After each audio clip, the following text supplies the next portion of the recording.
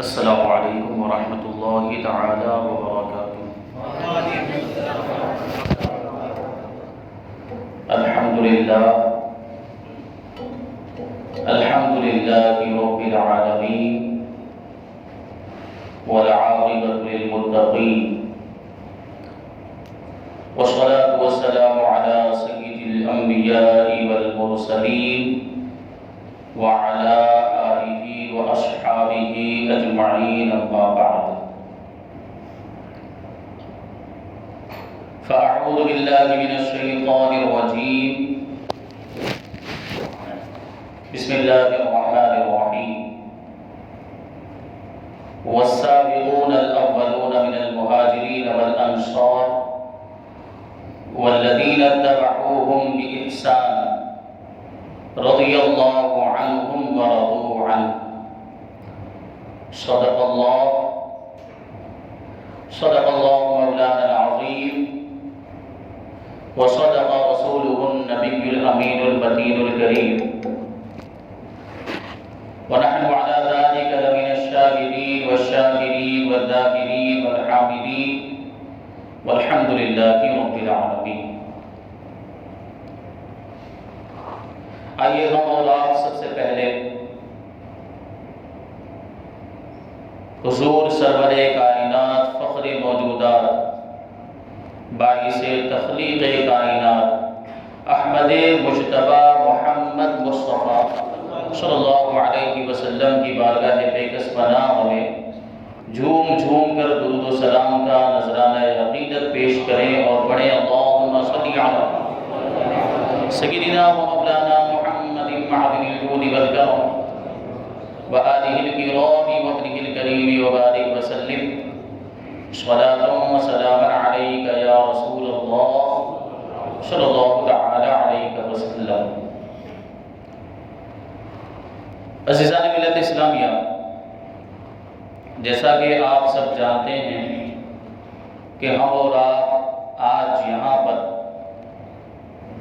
خلیفۃ المسلمین، امیر المؤمنین حضرت عمر بن خطاب فاروق اعظم رضی اللہ تعالی عنہ کی بارگاہ میں خراج عقیدت پیش کرنے کے لیے جمع ہوئے۔ اللہ تبارک و تعالی ہماری اس محفل کو اپنی بارگاہ میں قبول فرمائے اور اس محفل کو ہمارے لیے آخرت میں ذریعہ نجات بنائے۔ حضرت امیر المؤمنین فاروق اعظم رضی اللہ تعالی عنہ کے تعلق سے انشاءاللہ تبارک و تعالی گفتگو کی جائے گی۔ اللہ تبارک و تعالی مجھے حق کہنے، آپ کو حق سننے اور ہم سب کو حق پر عمل کرنے کی توفیق عطا فرمائے۔ کیونکہ فاروق اعظم رضی اللہ تعالیٰ عنہ کا تعلق ملک عرب سے تھا۔ عرب جو ملک ہے یہ عام طور پر پہاڑی اور ریتیلے علاقوں پر مشتمل ہے، اور وہاں پر حرائر بھی بہت پائے جاتے ہیں۔ یہ حرائر حرہ کی جمع ہے، حرائر بہوچن اور حرہ ایک وچن۔ حرہ اس زمین کو کہا جاتا ہے جس پر بہت زیادہ دھوپ پڑنے کی وجہ سے اس کے پتھر جل کے کالے ہو جاتے ہیں، اس کو حرہ کہا جاتا ہے، اسی کی جمع ہے حرائر۔ تو مکہ مکرمہ، مدینہ منورہ اور حجاز کے علاقوں میں یہ اس طرح کی زمین کثرت کے ساتھ پائی جاتی ہے، اور عرب کا ایک بہت ہی مشہور اور مبارک شہر ہے مدینہ منورہ۔ مدینہ منورہ بھی ایسے دو حروں کے درمیان واقع ہے، ایک ہے حرہ واقم جو مدینہ منورہ کی مشرق کی جانب میں واقع ہے، اور ایک ہے حرہ وبرہ جو مدینہ منورہ کی مغرب کی جانب میں واقع ہے۔ ان دو حروں کے درمیان مدینہ منورہ شہر واقع ہے، موجود ہے۔ یہ برکت والا شہر جو ہماری محبت اور ہمارے عشق کا مرکز مدینہ منورہ، اور حجاز کا جو علاقہ ہے یعنی مکہ مکرمہ، مدینہ منورہ اور طائف اور تہامہ، جدہ وغیرہ، یہ سارے علاقے ان کو حجاز کہا جاتا ہے۔ حضور اقدس صلی اللہ علیہ وسلم کے دور میں اس کا نام حجاز تھا، ابھی ان لوگوں نے بدل دیا ہے، یہ الگ بات ہے۔ حجاز مقدس کہ یہی وہ جگہ ہے جس میں وہ دونوں مقدس شہر موجود ہیں، مکہ مکرمہ بھی اور مدینہ منورہ۔ اس کا معاملہ یہاں کے موسم کا معاملہ یہ ہے کیونکہ پورے عرب میں گرمی بہت زیادہ پڑتی، یہاں بہت سخت گرمی پڑتی ہے، لیکن ٹھنڈی کے موسم میں بھی ٹھنڈی بھی ایسی ہی پڑتی ہے۔ اور معاملہ یہ ہوتا ہے کہ لوگ گرمی اور ٹھنڈی سے بچنے کے لیے مغرب کے بعد ہی اپنے گھروں میں داخل ہو جاتے ہیں، پھر اپنے گھروں سے نکلتے نہیں، صرف عشاء کی نماز پڑھنے کے لیے نکلتے ہیں یا پھر کسی ضرورت کی وجہ سے نکلتے ہیں۔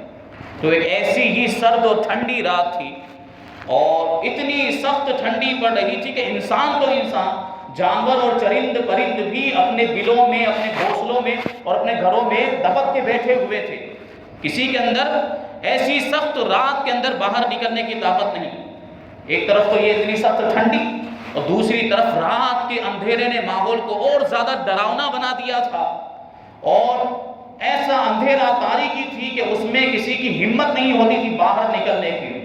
لیکن ایسی سخت ٹھنڈی اور سخت اندھیرا ہونے کے باوجود بھی مدینہ منورہ کے رہنے والے 2 افراد علاقائی دورہ کرنے کے لیے کھڑے ہو گئے، اپنے گھروں سے باہر نکل گئے۔ اس ظاہری طور پر ان کا حلیہ اور لباس دیکھنے سے تو پتہ نہیں چلتا تھا، لیکن 2 شخصوں میں سے ایک شخص چونکہ دوسرے شخص کا بڑا ادب و احترام کر رہا تھا، بڑا تعظیم کے ساتھ پیش آ رہا تھا، تو اس سے پتہ چل رہا تھا کہ وہ خادم ہے اور جس کی وہ تعظیم کر رہا ہے وہ اس کا آقا۔ اور ظاہری طور پر کوئی بہت بڑا فرق نہیں تھا کیونکہ لباس بھی دونوں نے تقریباً ایک جیسا، آقا نے کوئی قیمتی لباس نہیں پہنا تھا، بادشاہوں والا لباس، امیروں والا لباس نہیں پہنا تھا، اور گفتگو بھی اس کے ساتھ آقا جو کر رہا تھا تو بڑے محبت بھرے انداز میں کر رہا تھا، بڑے پیار والے انداز میں، بڑی شفقت والے انداز میں کر رہا تھا۔ آقا اور خادم جیسا معاملہ نظر ہی نہیں آ رہا تھا، وہ ایسا آقا تھا جس نے آقا اور خادم کے درمیان کا امتیاز ہی ختم کر دیا۔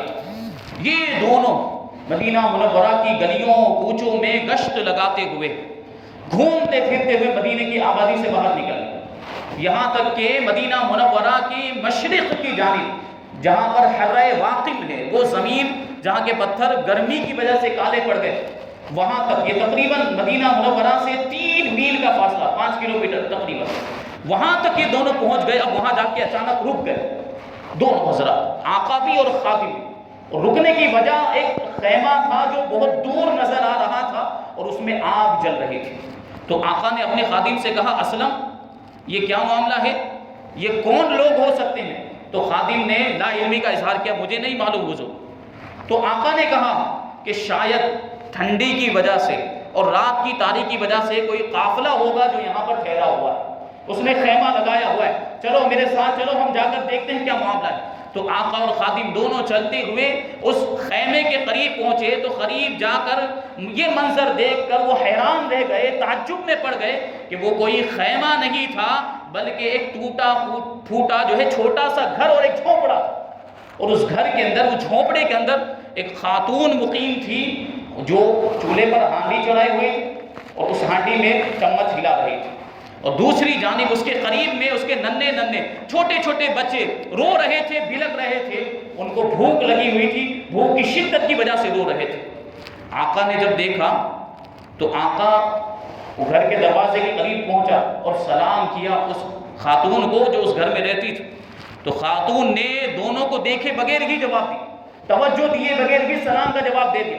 اب آقا نے اندر آنے کی اجازت طلب کرتے ہوئے کہا کہ کیا میں اندر آ سکتا ہوں؟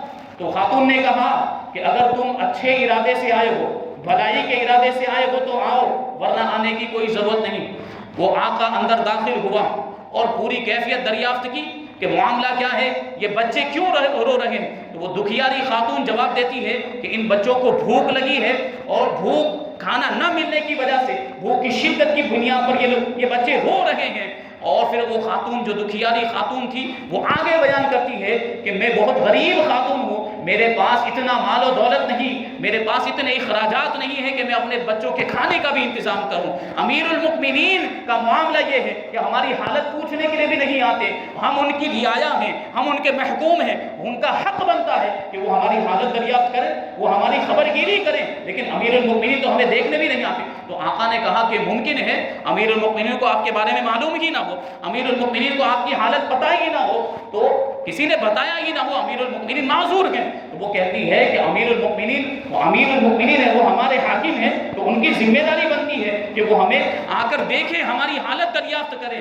خیر ہمارا گزارا تو کسی وقت کسی طریقے سے ہو جائے گا، ہمارا وقت تو یہ مشکل والا وقت کسی طرح سے گزر جائے گا، کیسے بھی ہم گزار لیں گے، لیکن کل قیامت کے دن ہمارے درمیان اور امیر المؤمنین کے درمیان اللہ تبارک و تعالیٰ فیصلہ فرمائے گا، اور اس دن کی پکڑ بہت ہی سخت ہے۔ آقا نے یہ جب بات سنی تو انتہائی نرم اور مشفقانہ لہجے میں آقا نے کہا کہ اللہ تبارک و تعالیٰ تم پر رحم فرمائے، تمہاری ساری مصیبتوں کو تکلیفوں کو دور فرمائے۔ اب وہ جو دکھیاری بوڑھی تھی اس کے پاس سے وہ آقا اور وہ جو خادم تھے دونوں کھڑے ہو گئے، اور آقا نے اپنے خادم سے کہا اسلم جلدی جلدی میرے ساتھ چلو۔ اب یہ آقا اور خادم دونوں پھر اس بڑھیا کے گھر سے واپس ہوئے اور پھر دوبارہ مدینہ منورہ کی آبادی میں داخل ہو گئے۔ تھوڑے ہی عرصے کے بعد، تھوڑی دیر کے بعد آقا اور خادم دونوں غلے کے ایک گودام کے باہر کھڑے ہوئے تھے، اناج کے ایک گودام کے باہر کھڑے ہوئے تھے۔ خادم نے گودام کا دروازہ کھولا، دونوں اندر داخل ہوئے۔ آقا نے ایک غلے کی بوری لی، کھجوریں لی اور کچھ رقم لی، اور کھانا پکانے کے لیے جو ضروری سامان ہوتا ہے وہ سب سامان بھی لیا، اور سب کو تیار کرنے کے بعد اپنے خادم سے کہا کہ یہ سارا سامان تم میری پیٹھ پر لاد دو۔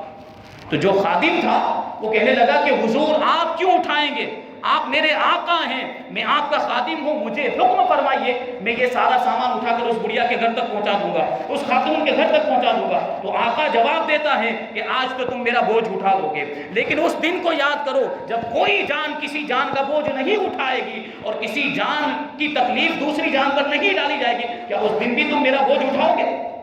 تو فکر آخرت سے بھرا ہوا آقا کا یہ جواب سن کر خادم خاموش ہو گئے، اور حکم کی تعمیل کرتے ہوئے وہ سارا سامان اپنے آقا کی پیٹھ پر اس نے ڈال دیا۔ اب یہ دونوں جلدی جلدی وہاں سے چلتے ہوئے روانہ ہوئے، پھر مدینہ منورہ کی آبادی سے باہر نکلے اور اس بڑھیا کے گھر تک پہنچے۔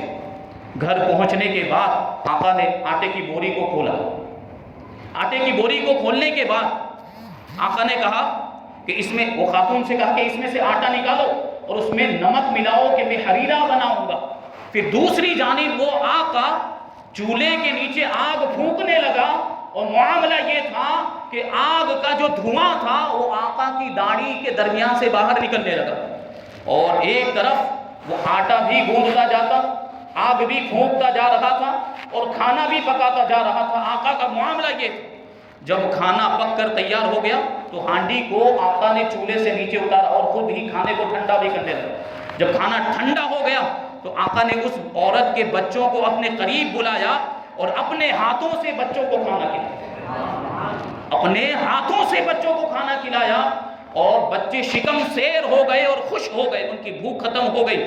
پھر آقا بچوں کے ساتھ کھیلنے بھی لگا تاکہ ان کی دلجوئی ہو جائے، تو اس کے ذریعے سے ان کی خوشی میں اور زیادہ اضافہ ہو گیا، یہاں تک کہ بچے پھر آرام سے سو گئے۔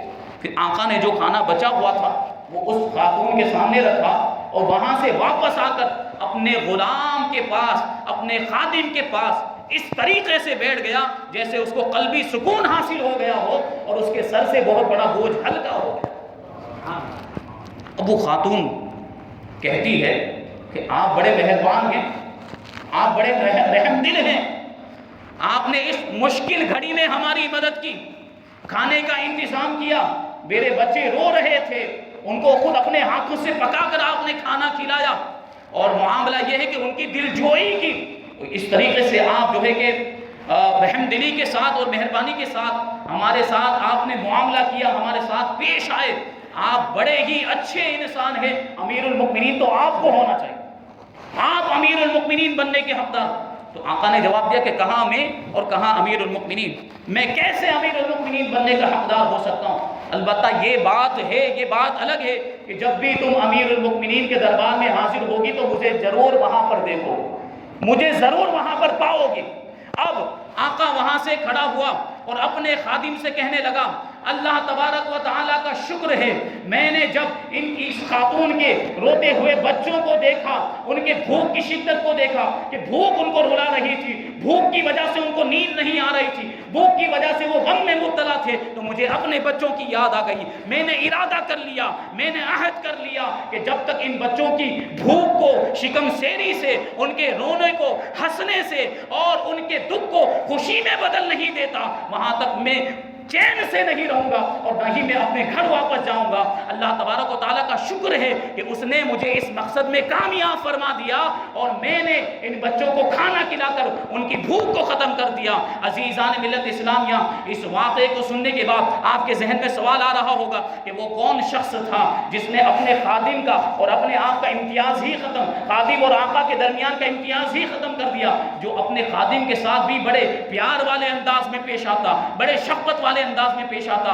وہ کون تھا جس کے دل میں آقا صلی اللہ علیہ وسلم کی امت کے لیے ایسا خیر خواہی کا جذبہ موجود تھا؟ وہ کون تھا جس نے خود اپنے ہاتھوں سے کھانا بنا کر اس خاتون کے بچوں کو کھلایا؟ وہ کون تھا جو خود اپنی پیٹھ پر وہ اناج کی بوریاں، آٹے کی بوریاں لاد کر لایا اور اس خاتون کے گھر تک پہنچایا؟ وہ کون تھا؟ وہ کوئی اور نہیں تھا، وہ امت مسلمہ کے لیے خیر خواہی کا ایسا جذبہ رکھنے والا کوئی اور شخص نہیں تھا بلکہ خلیفۃ المسلمین، امیر المؤمنین، فاروق اعظم حضرت عمر بن خطاب رضی اللہ تعالیٰ عنہ۔ یہ رعایا کی خبر گیری کا معاملہ اس طریقے سے فاروق اعظم رضی اللہ تعالیٰ عنہ اپنی رعایا کا اور اپنے ماتحتوں کا جائزہ لیتے اور ان کی ضرورتوں کو اور ان کی حاجتوں کو اس طریقے سے پورا کیا کرتے۔ اسی وجہ سے تو فرمایا تھا کہ اگر دریائے فرات کے کنارے بھی ایک کتا بھی اگر بھوک کی وجہ سے مر جاتا ہے تو مجھے خوف ہے کہ کہیں اس کی وجہ سے میرا مواخذہ نہ ہو جائے قیامت کے دن۔ یہ فاروق اعظم رضی اللہ تعالیٰ عنہ کا خوف الہی، آخرت کی فکر کا معاملہ۔ فاروق اعظم رضی اللہ تعالیٰ عنہ کو نسب کی شرافت بھی حاصل، 9ویں پشت میں آپ کا سلسلہ نسب حضور اقدس صلی اللہ علیہ وسلم کے شجرہ نسب سے جا کر مل جاتا ہے۔ کعب بن لوئی یہ وہ شخصیت ہے جہاں پر حضور کا شجرہ نسب بھی پہنچتا ہے اور فاروق اعظم کا شجرہ نسب بھی پہنچتا ہے، اور آپ کو یہ شان اور یہ فضیلت ملی۔ حضور اقدس صلی اللہ علیہ وسلم کا شجرہ نسب کیا ہے؟ اللہ کے رسول صلی اللہ علیہ وسلم یہ بیٹے ہیں حضرت عبداللہ کے، حضرت عبداللہ بیٹے ہیں حضرت عبد المطلب کے، حضرت عبد المطلب بیٹے ہیں حضرت ہاشم کے، حضرت ہاشم بیٹے ہیں حضرت عبد مناف کے، حضرت عبد مناف بیٹے ہیں حضرت قصی کے، اور حضرت قصی بیٹے ہیں حضرت کلاب کے، اور حضرت کلاب بیٹے ہیں حضرت مرہ کے، اور وہ بیٹے ہیں حضرت کعب کے، وہ بیٹے ہیں حضرت لوئی کے، اور وہ بیٹے ہیں حضرت غالب کے، وہ بیٹے ہیں حضرت فہر کے، اور وہ بیٹے ہیں حضرت مالک رضی اللہ تعالیٰ۔ اور حضرت فاروق اعظم کا سلسلہ نسب، حضرت فاروق اعظم بیٹے ہیں خطاب کے، اور خطاب بیٹے ہیں نفیل کے، نفیل بیٹے ہیں عبد العزیٰ کے، عبد العزیٰ بیٹے ہیں ریاح کے، اور ریاح بیٹے ہیں عبداللہ کے، عبداللہ بیٹے ہیں قرط کے، اور قرط بیٹے ہیں رضاح کے، اور رضاح بیٹے ہیں عدی کے، اور وہ بیٹے ہیں حضرت کعب کے، اور حضرت کعب حضرت لوئی کے بیٹے ہیں، حضرت لوئی بیٹے ہیں حضرت غالب کے، اور حضرت غالب بیٹے ہیں حضرت سیدنا فہر کے، اور حضرت فہر بیٹے ہیں حضرت مالک رضی اللہ تعالیٰ۔ اس طریقے سے حضرت فاروق اعظم کا سلسلہ نسب 9ویں پشت میں رسول اللہ صلی اللہ علیہ وسلم کے سلسلہ نسب سے جا کر مل جاتا ہے، اور یہ حضرت مالک تک جو حضور کا شجرہ نسب بیان کیا جاتا ہے یہ متفق علیہ ہے، اس پر علماء کرام کا اتفاق ہے۔ اور حضرت مالک کی شخصیت یہ وہ شخصیت ہے جو حضرت خلیل اللہ ابراہیم علیہ السلام کے 8ویں پشت کی اولاد ہے۔ یہ فاروق اعظم کے نسب کی شرافت، نسب خاندانی شرافت اور خاندانی فضیلت فاروق اعظم رضی اللہ تعالیٰ عنہ کو اس طریقے سے ملی۔ فاروق اعظم رضی اللہ تعالیٰ عنہ کا نام نامی اس میں گرامی عمر ہے۔ عمر کا مطلب ہوتا ہے آباد کرنے والا، آباد رکھنے والا، اور فاروق اعظم کا نام دور جاہلیت میں بھی عمر تھا اور اسلام قبول کرنے کے بعد بھی عمر ہی رہا، اور آپ اسم و مسمہ ہے کیونکہ اللہ تبارک و تعالیٰ کو آپ کے ذریعے اسلام کو آباد کرنا تھا، اس لیے اسلام قبول کرنے سے پہلے بھی آپ کا نام عمر تھا اور اسلام قبول کرنے کے بعد بھی آپ کا نام عمر رہا۔ آپ اسلام کے بہت ہی پورے مصداق ہیں، یہ نام آپ پر پورے طور پر صادق آتا ہے۔ پھر عمر کا ایک معنی ہوتا ہے انسانی زندگی کی مدت۔ عمر جو ہم بولتے ہیں کہ آپ کی عمر کتنی ہے، یہ جو بولا جاتا ہے انسانی زندگی کی مدت کو عمر بولا جاتا ہے، یعنی جسم کی آبادی کا زمانہ، جسم جتنے زمانے میں آباد رہتا ہے اس کو عمر کہا جاتا ہے۔ تو فاروق اعظم رضی اللہ تعالیٰ عنہ کے دور خلافت میں اللہ تبارک و تعالیٰ نے اسلام کو وہ آبادی عطا فرمائی اور وہ رونق عطا فرمائی جو کسی اور خلیفہ اور حاکم کے زمانے میں نہیں ملی. اس وجہ سے آپ کو عمر کہا جاتا ہے. عمر آپ کا نام ہے تو آپ اس نام کے پورے مصداق. اس کے بعد آپ کا لقب ہے فاروق. فاروق کا مطلب ہوتا ہے حق و باطل کے درمیان امتیاز کرنے والا، حق کو باطل سے جدا کر دینے والا. فاروق اعظم رضی اللہ تعالیٰ عنہ کو یہ لقب، فاروق کا جو لقب ہے، یہ کس نے عطا فرمایا؟ ام المؤمنین حضرت عائشہ صدیقہ رضی اللہ تعالیٰ عنہ ارشاد فرماتی ہیں سما رسول اللہ صلی اللہ علیہ وسلم عمر الفاروق، کہ رسول اللہ صلی اللہ علیہ وسلم نے عمر کو فاروق کا لقب عطا فرمایا. لقب کسے کہتے ہیں؟ لقب ایک ذاتی نام ہوتا ہے. ذاتی نام کے علاوہ ایک دوسرا نام جس میں کوئی خوبی ہو یا جس میں کوئی خرابی ہو اس کو لقب کہا جاتا ہے. جیسے ہمارے شکیل بھائی ہیں، ان کو ماما کہا جاتا ہے. تو شکیل تو ان کا ذاتی نام ہے لیکن ماما ان کا لقب ہو گیا. اب ان کا کوئی بھانجا ہو یا بھانجا نہ ہو، ہر کوئی ان کو ماما کہتا ہے تو یہ لقب ہو گیا. لیکن عزیزان ملت اسلامیہ، برے القاب نہیں رکھنے چاہیے، کسی کو برے ناموں سے نہیں پکارنا چاہیے. اللہ تبارک و تعالیٰ نے اس سے منع فرمایا. قرآن مجید کے اندر ہے وَلَا تَنَابَزُوا بِالْأَلْقَابِ، لوگوں کو برے القاب سے مت پکارو. ہمارے یہاں لوگوں کے طرح طرح کے نام رکھ دیے جاتے ہیں اور ایسے ایسے نام رکھ دیے جاتے ہیں جس کی وجہ سے اسے تکلیف پہنچی ہے. جس کا نام رکھا جاتا ہے، کسی کو کانیا کہہ دیا جاتا ہے، کسی کو لنگڑا کہہ دیا جاتا ہے، کسی کو اندھا کہہ دیا جاتا ہے. اس طرح کے نام مشہور کر دیے جاتے ہیں. عزیزان ملت اسلامیہ، یہ القاب، اس طرح نام بگاڑنا شریعت میں اس کی اجازت نہیں. ایسے نام نہیں رکھنے چاہیے. اگر لقب دینا ہے تو کوئی اچھا لقب دیا جائے، کوئی ایسی خوبی کے ذریعے اس کا نام رکھا جائے جو خوبی اس کے اندر پائی جاتی ہے. فاروق اعظم رضی اللہ تعالیٰ عنہ کا لقب ہے فاروق، حق و باطل کے درمیان امتیاز کرنے والا. اور یہ لقب انہیں اللہ کے رسول صلی اللہ علیہ وسلم کی بارگاہ سے ملا ہے. فاروق اعظم کی کنیت ابو حفص ہے. عام طور پر اپنے بیٹے بیٹیوں کی طرف منسوب کر کے لوگ کنیت اختیار کرتے ہیں.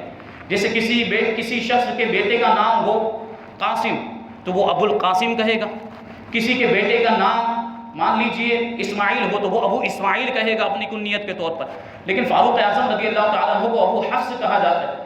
آپ کی اولاد میں کسی کا نام حفص نہیں تھا. ہاں، آپ کی ایک صاحبزادی حضرت حفصہ رضی اللہ تعالیٰ عنہ. لیکن بیان کرنے والے بیان کرتے ہیں کہ یہ کنیت بھی آپ کو اللہ کے رسول کی بارگاہ سے ملی. جنگ بدر کے موقع پر سب سے پہلے حضور اقدس صلی اللہ علیہ وسلم نے فاروق اعظم کو ابو حفص کہہ کر پکارا. خود فرماتے ہیں انہو لأول یوم کنانی فیہ رسول اللہ صلی اللہ علیہ وسلم بأبی حفص، کہ وہ پہلا دن تھا جب رسول اللہ صلی اللہ علیہ وسلم نے مجھے ابو حفص کہہ کر پکارا. اور حضرت زید ابن ابی اوفا بیان کرتے ہیں کہ ایک مرتبہ رسول اللہ صلی اللہ علیہ وسلم نے مسجد نبوی کے اندر حضرت فاروق اعظم رضی اللہ تعالیٰ عنہ سے ارشاد فرمایا قد كنت شدید الشغب علینا فدعوت اللہ ان يعز الدین بک او بأبی جہل، کہ اے عمر تم ہم پر بہت زیادہ سخت تھے اسلام لانے سے پہلے. اے ابو حفص تم ہم پر بہت زیادہ سخت تھے. پھر میں نے اللہ تبارک و تعالیٰ کی بارگاہ میں دعا کی، اے پروردگار اسلام کو عمر کے ذریعے عزت عطا فرما یا ابو جہل کے ذریعے عزت عطا فرما. ففعل اللہ ذلک بک، تو اللہ تبارک و تعالیٰ نے تمہارے ذریعے سے اسلام کو رونق عطا فرمایا. حضور نے دو لوگوں کے لیے دعا کی تھی، عمر کے لیے دعا کی تھی اور ابو جہل کے لیے دعا کی تھی. لیکن اللہ تبارک و تعالیٰ نے ان دونوں میں سے حضرت عمر کا انتخاب فرمایا. اس کا مطلب یہ ہے کہ حضرت فاروق اعظم رضی اللہ تعالیٰ عنہ اللہ تبارک و تعالیٰ کا انتخاب ہے کہ اللہ تبارک و تعالیٰ نے دین کو بلندی عطا فرمانے کے لیے حضرت فاروق اعظم کی ذات کو چنا. تو اس میں بھی حضور نے آپ کو ابو حفص کہہ کر پکارا. اور یہ اسی طرح کی ایک حدیث دوسری جس میں اللہ کے رسول صلی اللہ علیہ وسلم نے دعا فرمائی اللہم اعز الاسلام بعمر بن الخطاب خاصتا، اے پروردگار اس اسلام کو، اس دین کو عمر ابن خطاب کے ذریعے خاص طور پر عزت عطا فرما. یہ بھی فاروق اعظم کی شان. حضور اقدس صلی اللہ علیہ وسلم نے اس طریقے سے آپ کے لیے دعا کی. اور آپ کا یہ جو لقب ہے فاروق حق کو باطل سے جدا کر دینے والا، سچ اور جھوٹ کے درمیان خط امتیاز کھینچ دینے والا۔ حضرت نزال بن سمرہ بیان کرتے ہیں کہ ہم نے ایک مرتبہ حضرت امیر المؤمنین علی مرتضیٰ شیر خدا رضی اللہ تعالیٰ عنہ سے پوچھا، آپ کی بارگاہ میں عرض کیا کہ عمر بن خطاب رضی اللہ تعالیٰ عنہ کے بارے میں کچھ ارشاد فرمائے۔ تو شیر خدا مولا کائنات رضی اللہ تعالیٰ عنہ نے ارشاد فرمایا کہ وہ ایسی شخصیت ہیں جن کو اللہ تبارک و تعالیٰ نے فاروق کا لقب عطا فرمایا کہ انہوں نے حق کو باطل سے الگ کر کے لوگوں کے سامنے واضح کر دی۔ تو اللہ تبارک و تعالیٰ کی بارگاہ سے بھی آپ کو فاروق کا لقب ملا ہے، اور حضور اقدس صلی اللہ علیہ وسلم کی بارگاہ سے بھی آپ کو فاروق کا لقب ملا۔ حضرت عبداللہ بن عباس رضی اللہ تعالیٰ عنہ بیان کرتے ہیں کہ میں نے فاروق اعظم رضی اللہ تعالیٰ عنہ سے پوچھا کہ آپ کو فاروق کیوں کہا جاتا ہے؟ فاروق اعظم رضی اللہ تعالیٰ عنہ نے ارشاد فرمایا کہ مجھ سے 3 دن پہلے حضرت حمزہ اسلام قبول کر چکے تھے، پھر اللہ تبارک و تعالیٰ نے میرے سینے کو بھی اسلام کے لیے کھول دیا، اور بے ساختہ میں پکار اٹھا لا الہ الا هو له الاسماء الحسنى، اللہ کے سوا کوئی معبود نہیں ہے اور اسی کے اچھے نام ہیں۔ پھر میں نے پوچھا لوگوں سے کہ رسول اللہ صلی اللہ علیہ وسلم کہاں پر تشریف فرمائے، اور اس وقت سے پہلے رسول اللہ صلی اللہ علیہ وسلم سے زیادہ ناپسندیدہ کوئی شخص میرے نزدیک نہیں تھا، لیکن اس دن رسول اللہ صلی اللہ علیہ وسلم سے زیادہ محبوب کوئی اور شخص میرے نزدیک نہیں تھا۔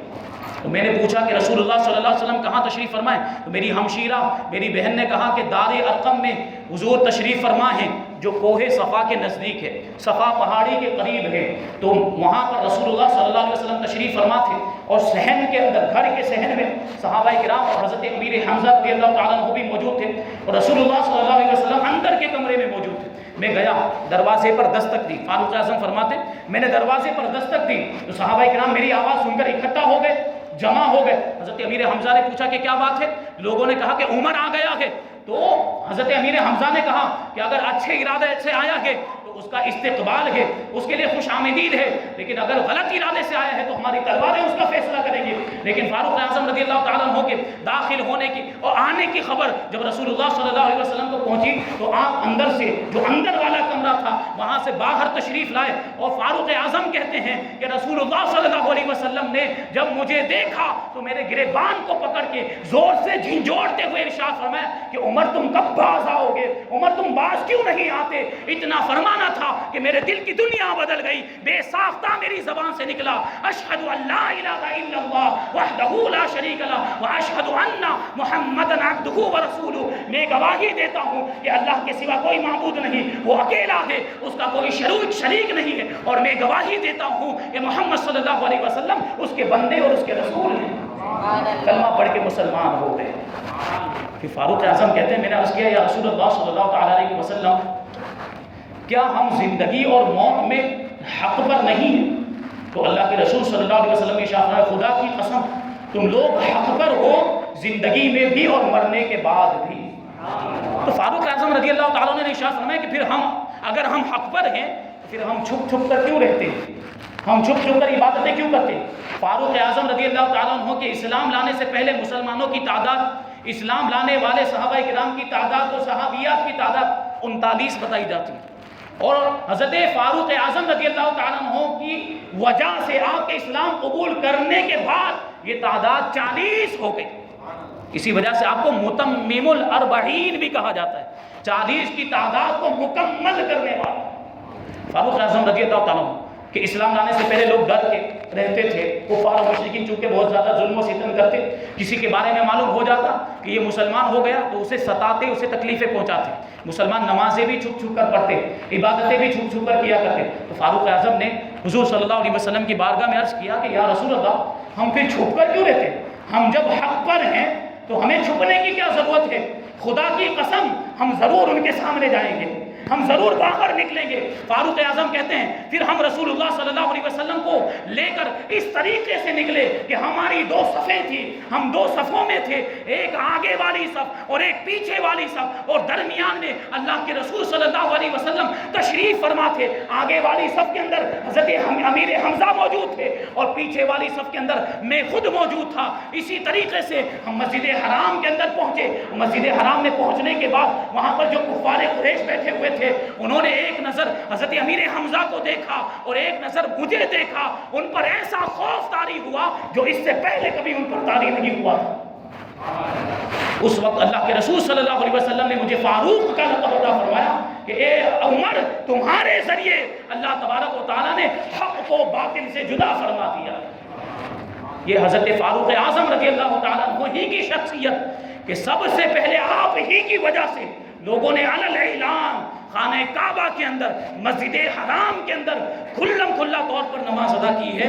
حضرت عبداللہ ابن مسعود رضی اللہ تعالیٰ عنہ نے اس کو روایت کیا کہ سب سے پہلے فاروق اعظم رضی اللہ تعالیٰ عنہ مسلمانوں کو خانہ کعبہ کے اندر لے گئے اور ہم نے خانہ کعبہ کے اندر نماز بھی پڑھی، خانہ کعبہ کا طواف بھی کیا، اور فاروق اعظم کا کے روب و دبدبے کا عالم یہ تھا کہ کفار قریش ہمیں کچھ بھی نہیں بول سکے، ہمارا بال بھی واقع نہیں کر سکے۔ یہ شان ہے فاروق اعظم رضی اللہ تعالیٰ۔ یہ القاب، یہ فاروق کا جو لقب ہے آپ کو اللہ کے رسول صلی اللہ علیہ وسلم کی بارگاہ سے ملا، اس کے بعد آپ کو امیر المؤمنین کہا جاتا ہے۔ یہ امیر المؤمنین کے لقب کی شروعات بھی فاروق اعظم سے ہوئی۔ آپ سے پہلے ابو بکر صدیق رضی اللہ تعالیٰ عنہ خلیفہ تھے، لیکن ان کو خلیفۃ الرسول کہا جاتا تھا، ان کو امیر المؤمنین نہیں کہا جاتا تھا۔ حضرت زبیر رضی اللہ تعالیٰ عنہ روایت کرتے ہیں کہ ایک مرتبہ فاروق اعظم رضی اللہ تعالیٰ عنہ نے ارشاد فرمایا کہ ابو بکر خلیفۃ الرسول تھے، لیکن میں اپنے آپ کو خلیفۃ الرسول نہیں کہہ سکتا کیونکہ میں تو ابو بکر کا خلیفہ ہوں، اور اگر میں اپنے آپ کو خلیفۃ الرسول کہوں تو یہ بہت لمبا ہو جائے گا، رسول اللہ کے خلیفہ کا خلیفہ، یہ لمبا ہو جائے گا۔ تو حضرت مغیرہ بن شعبہ رضی اللہ تعالیٰ عنہ وہاں پر موجود تھے، فوراً انہوں نے عرض کیا اے فاروق اعظم، آپ ہمارے امیر ہیں اور ہم مؤمنین ہیں، اس اعتبار سے آپ امیر المؤمنین ہوئے، ایمان والوں کے امیر۔ اور دوسری روایت اس کے تعلق سے یہ بیان کی جاتی ہے کہ ایک مرتبہ فاروق اعظم رضی اللہ تعالیٰ عنہ نے عراق کے گورنر کو خط لکھا کہ 2 تندرست و توانا اور دانا اور عقل مند شخصوں کو میرے پاس بھیجو جو یہاں کے حالات سے مجھے آگاہ کرے۔ تو عراق کے گورنر نے حضرت لبید بن ربیعہ عامری اور حضرت عدی بن حاتم طائی رضی اللہ تعالیٰ عنہما کو حضرت فاروق اعظم کے پاس بھیجا۔ اب یہ دونوں حضرات مدینہ منورہ میں تشریف لائے۔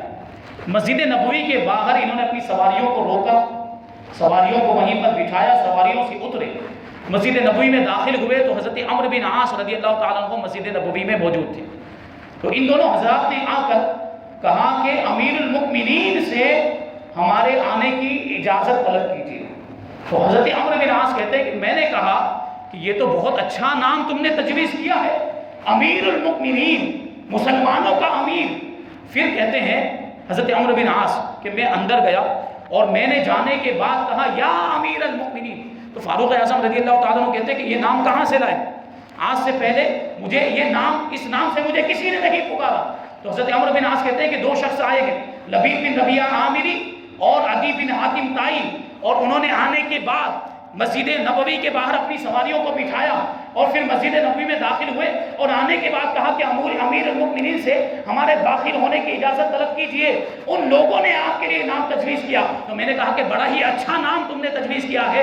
اس سے پہلے فاروق اعظم رضی اللہ تعالیٰ عنہ جب کسی کو خط لکھا کرتے تھے تو خلیفۃ الرسول لکھا کرتے تھے، لیکن اس کے بعد سے آپ نے جب کسی کو بھی خط لکھا ہے تو اس میں لکھتے تھے من عمر امیر المؤمنین، عمر کی جانب سے جو مسلمانوں کا امیر ہے۔ تو امیر المؤمنین کا لقب اگرچہ بلا شبہ حضرت ابوبکر صدیق بھی امیر المؤمنین ہیں، لیکن ان کے زمانے میں یہ لقب مشہور نہیں تھا۔ یہ لقب سب سے پہلے کسی کو دیا گیا ہے تو وہ فاروق اعظم رضی اللہ عنہ کو دیا۔ آپ پوری زندگی رسول اللہ صلی اللہ علیہ وسلم کے ساتھ رہے، ہر موڑ پر اپنی وفاداری اور جانثاری کا ثبوت دیا، ہر جنگ میں شریک ہوئے، یہاں تک کہ آپ کا شمار ان خوش نصیب صحابہ کرام میں ہوتا ہے جن کو ایک ساتھ اللہ کے رسول صلی اللہ علیہ وسلم نے جنت کی بشارت عطا فرمایا۔ عشرۂ مبشرہ، وہ 10 صحابہ کرام جن کو رسول اللہ صلی اللہ علیہ وسلم نے ایک ساتھ جنت کی خوشخبری عطا فرمائی، ان کے اندر حضرت فاروق اعظم رضی اللہ تعالیٰ عنہ کا شمار، آپ کا شمار خلفائے راشدین میں بھی ہوتا ہے، اور آپ نبی کریم صلی اللہ علیہ وسلم کے بڑے محبوب اور پسندیدہ بھی تھے۔ آپ سے تقریباً نبی کریم صلی اللہ علیہ وسلم کی 539 احادیث مروی ہیں، 539 احادیث آپ نے روایت کی کہ فاروق اعظم رضی اللہ تعالیٰ عنہ کی زندگی، فاروق اعظم رضی اللہ تعالیٰ عنہ اکثر و بیشتر دعا کیا کرتے تھے، اللہم ارزقنی شہادتاً فی سبیلک واجعل موتی فی بلد حبیبک، اے پروردگار مجھے اپنی راہ میں شہادت عطا فرما اور تیرے پیارے حبیب صلی اللہ علیہ وسلم کے شہر میں موت عطا فرما۔ لوگ تعجب کرتے تھے کہ یہ شہادت بھی مانگ رہے ہیں اور پھر مدینہ منورہ میں موت کے بھی خواہش مند، یہ کیسے ہو سکتا ہے؟ کیونکہ جنگیں عام طور پر جب ہوتی تھی تو مدینہ منورہ سے باہر ہوتی اور شہادت جنگ کے اندر ہی ہو سکتی، کفار کے مقابلے میں ہی شہادت ہو سکتی۔ تو لوگ تعجب کرتے تھے کہ یہ کیسے ہو سکتا ہے کہ شہادت کی بھی خواہش ہو اور مدینہ منورہ میں بھی موت ہو، یہ دونوں چیزیں کیسے جمع ہو سکتی؟ لیکن اللہ تبارک و تعالیٰ نے آپ کی اس تمنا کو بھی پورا فرما دیا۔ ابو لولو فیروز یہ حضرت مغیرہ کا غلام تھا، اس کا اور حضرت مغیرہ کا جھگڑا ہو گیا تو معاملہ حضرت فاروق اعظم رضی اللہ تعالیٰ عنہ کے پاس آیا۔ فاروق اعظم رضی اللہ تعالیٰ عنہ نے حضرت مغیرہ کے حق میں فیصلہ کر دیا۔ تو جو ابو لولو فیروز تھا وہ بہت ناراض ہو اور غصے میں اس نے ارادہ بنا دیا کہ معاذ اللہ فاروق اعظم کو میں قتل کر دوں گا۔ اسی ارادے سے فجر کے وقت ایک خنجر زہر میں بجھا کر لے کر آیا، چھپا کر اپنے جبے کے اندر، اور پہلی صف کے اندر بالکل محراب کے پیچھے کھڑا ہو گیا۔ اور فاروق اعظم رضی اللہ تعالیٰ عنہ نے جیسے ہی نماز شروع فرمائی ہے اس نے آپ کی گردن میں 2 بار کیے اور آپ کی کوکھ میں 2 بار کیے۔ اس خنجر سے، زہر میں بجھے ہوئے خنجر سے فاروق اعظم رضی اللہ تعالیٰ عنہ پر اس نے حملہ کر دیا۔ اب لوگوں نے اس کو پکڑنا چاہا تو وہ حملہ کرتے ہوئے، خنجر چلاتے ہوئے بھاگنے لگا، اور اسی حملے کے اندر تقریباً 12 یا 13 صحابہ کرام زخمی ہو گئے اور بعد میں ان میں سے 6 شہادت کا جام انہوں نے بھی نوش فرما دیا۔ اب ایک جو صحابی تھے انہوں نے اس پر چادر ڈال کر اس کو پکڑ لیا، لیکن اس بدبخت نے چادر کے اندر ہی اپنے آپ کو خنجر مار کے خودکشی کر لی۔ اسی طرح وہ واصل جہنم ہو گیا۔ لیکن جب دوسری جانب فاروق اعظم رضی اللہ تعالیٰ عنہ زخمی ہو گئے اور بہت شدید زخمی ہو گئے۔ معاملہ یہ تھا کہ آپ کو کھجور کا شربت پینے کے لیے دیا گیا، آپ نے کھجور کا شربت پیا تو جو زخموں کے سوراخ تھے وہاں سے وہ شربت باہر نکل گئے، ایسے زخم ہو گئے تھے۔ پھر آپ کو دودھ لا کر دیا گیا، آپ نے دودھ پیا تو دودھ کا بھی یہی معاملہ، وہ زخموں کے جو سوراخ تھے وہاں سے دودھ بھی واپس نکل گیا۔ اب لوگ مایوس ہو گئے، اب لوگوں کو یہ اندازہ ہو گیا کہ فاروق اعظم اب ان زخموں سے نبرد آزما نہیں ہو سکتے، اب آپ کی شہادت ہو جائے گی۔ تو فاروق اعظم رضی اللہ تعالیٰ عنہ نے اپنے بیٹے حضرت عبداللہ کو بلایا اور ارشاد فرمایا کہ ام المؤمنین حضرت عائشہ صدیقہ رضی اللہ تعالیٰ عنہ کے پاس جاؤ اور ان سے جا کر کہو کہ عمر کی خواہش ہے کہ رسول اللہ کے پہلو میں دفن ہونے کے لیے زمین عطا کر دی جائے۔